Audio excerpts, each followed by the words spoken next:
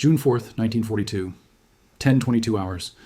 3 Japanese fleet carriers, Akagi, Kaga, and Soryu, are turning into the wind to launch their aircraft. Their flight decks are packed with fully armed and fueled planes in the final stages of preparation for a strike on Midway Atoll. Below decks, ordnance crews are in the middle of switching bomb loads for the 3rd time that morning, a decision made and reversed twice already in response to contradictory sighting reports. Fuel lines snake across hangar decks. Bombs and torpedoes sit in staging areas rather than magazines because the pace of rearming has outrun the pace of stowage. The carriers have no combat air patrol above them at altitude. The Zero fighters that would normally be flying high cover are down at sea level, finishing off the last of the American torpedo bombers that attacked in waves over the past 90 minutes. Torpedo Squadron 8, Torpedo Squadron 6, Torpedo Squadron 3.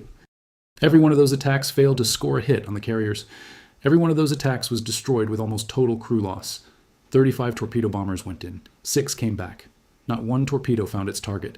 The men who flew those attacks knew they were going to die. They flew anyway. At 10:22, 37 SBD Dauntless dive bombers from USS Enterprise and USS Yorktown arrive over the Japanese fleet from 14,500 feet. Below them, the Zero fighters are still low, still engaged with the last of the torpedo bombers, still climbing back toward altitude. What follows takes 5 minutes and 40 seconds. In 5 minutes and 40 seconds, 3 of the 4 Japanese fleet carriers that attacked Pearl Harbor are on fire and sinking. Akagi, Kaga, Soryu. 3 ships that represent years of Japanese naval aviation training, hundreds of irreplaceable aircraft, and thousands of experienced aircrew, eliminated in the time it takes to brew a cup of coffee. The SBD Dauntless was not Japan's most feared opponent in the Pacific. It was slower than the Zero, its range was limited.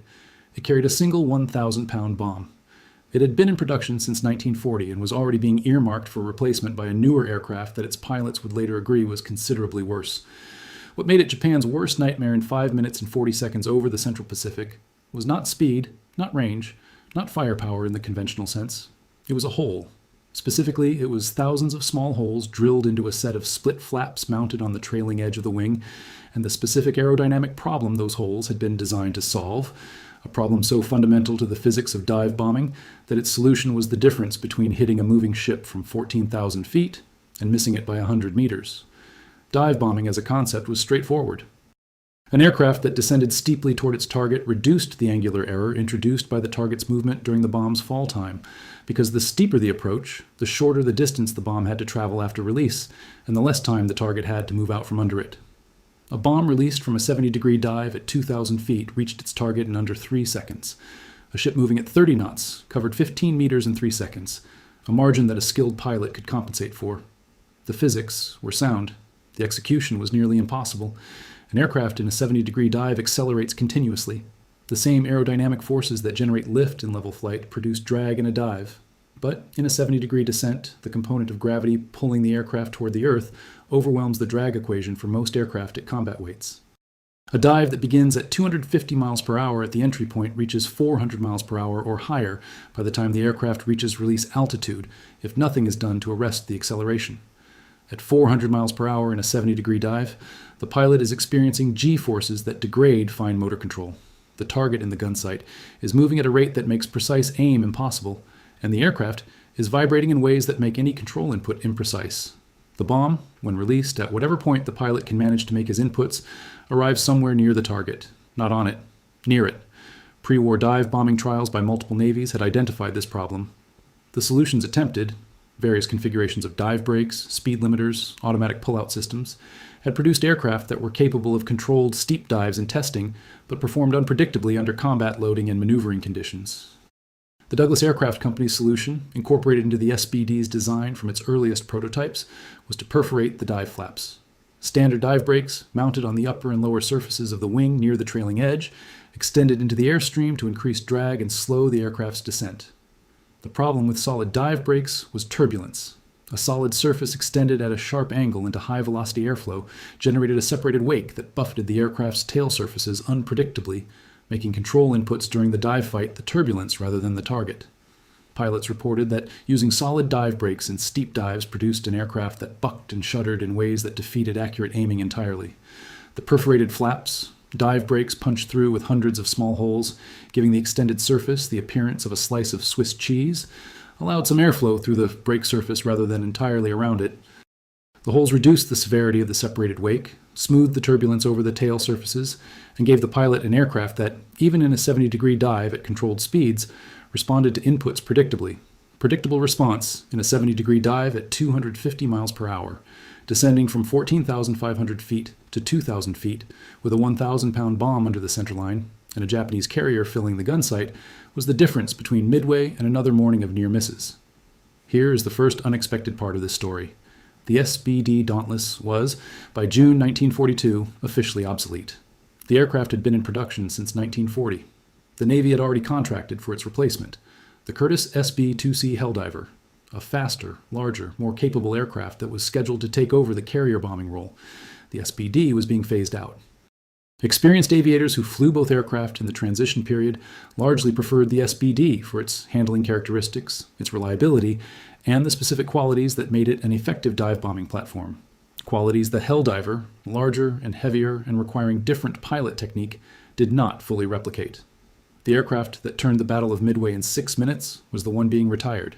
The aircraft that replaced it was slower to enter production, harder to maintain, and initially plagued by reliability problems that kept it off carrier decks for months past its scheduled introduction. The SBD remained in fleet service past its scheduled replacement date because the Helldiver was not ready. The carriers at Midway flew SBDs because there was nothing else to fly. The victory that changed the Pacific War was won with an aircraft that no one in June 1942 expected to still be flying by the end of the year. The second unexpected part is about the torpedo bombers. The standard historical account of Midway frames the torpedo bomber attacks and the near-total destruction of 3 torpedo squadrons as tragic failures that created the opening for the dive bomber attack. This is technically accurate and misses the point entirely. The torpedo attacks were not a failed version of the same mission as the dive bomber attacks. They were a different kind of mission. The torpedo bombers flew at sea level, straight and slow, directly towards ships whose entire anti-aircraft battery could be brought to bear on them. They flew this approach because a torpedo must enter the water at a specific angle and speed to run true, which required a level, controlled delivery from low altitude. The approach that made the weapon work was the approach that made the aircraft nearly impossible to survive. Torpedo Squadron 8, all 15 aircraft, were destroyed without scoring a hit. Torpedo Squadron 6 lost 10 of 14 aircraft without scoring a hit. Torpedo Squadron 3 lost most of its aircraft. The Zero fighters that destroyed those torpedo bombers were still at low altitude, still reforming and climbing, when the SBDs arrived overhead at 10:22. The window of vulnerability that the dive bombers exploited, carriers with no high-cover fighter protection, decks packed with armed and fueled aircraft, crews in the middle of weapons changes, existed because torpedo bombers had drawn the combat air patrol down to sea level. The torpedo attacks did not fail. They performed a specific tactical function that their crews understood and accepted at the cost of their lives. They emptied the sky above the carriers of the fighters that would have destroyed the dive bombers before they reached their release points. The 6 minutes at Midway were built on 90 minutes of sacrifice that produced no hits, no tactical success by any conventional measure, and the precise precondition that made the dive bombers' attack decisive. The third unexpected part is about the aim. Lieutenant Commander Clarence McCluskey, leading the Enterprise Dive Bomber Group, had spent over an hour looking for the Japanese fleet after his navigation put him over empty ocean at the location where the carriers were supposed to be. He extended his search, burning fuel past the point where his aircraft could safely return to the carrier if they completed the attack, and eventually spotted the wake of a Japanese destroyer, moving toward the fleet at high speed. He followed the destroyer. When the Japanese fleet came into view and McCluskey began his attack, his aircraft had been airborne long enough that some of them were genuinely uncertain about their fuel state on the return trip. Several SBDs from the Midway attack ditched in the ocean on the way back because they ran out of fuel before reaching the carrier. Their crews were rescued or not recovered depending on the specifics of where they went down and whether a rescue vessel found them in time. The attack that sank 3 carriers in 6 minutes was executed by pilots who knew they might not have enough fuel to get home. They attacked anyway. McCluskey put his bomb into Kaga. Lieutenant Commander Max Leslie, leading the Yorktown dive bombers, put his group's bombs into Soryu. Lieutenant Dick Best, initially following McCluskey toward Kaga, pulled off his attack at the last moment, assessed the situation, and redirected his section toward Akagi. Best's bomb hit Akagi near the midship elevator and detonated in the hangar deck among the armed and fueled aircraft staged below. 3 carriers, 3 attack leaders making independent decisions in the chaos of a combat dive. The coordination that produced simultaneous attacks on all 3 carriers was not planned. It emerged from individual judgment made in seconds by pilots who had been in the air for hours, were low on fuel, were under fire, and could see exactly what they were attacking and exactly what hitting it would mean. The physics of what happened to Akagi, Kaga, and Soryu after the bombs hit has been studied in detail that rewards attention. Each carrier had aircraft on its flight deck in various stages of preparation. Each had fuel lines running from the aviation gasoline storage system to the aircraft.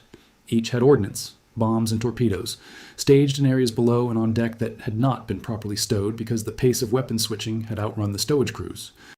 A 1,000-pound semi-armor piercing bomb released from 14,500 feet and arriving after a controlled dive at approximately 250 miles per hour carried kinetic energy and explosive force sufficient to penetrate flight deck armor and detonate in the hangar deck below.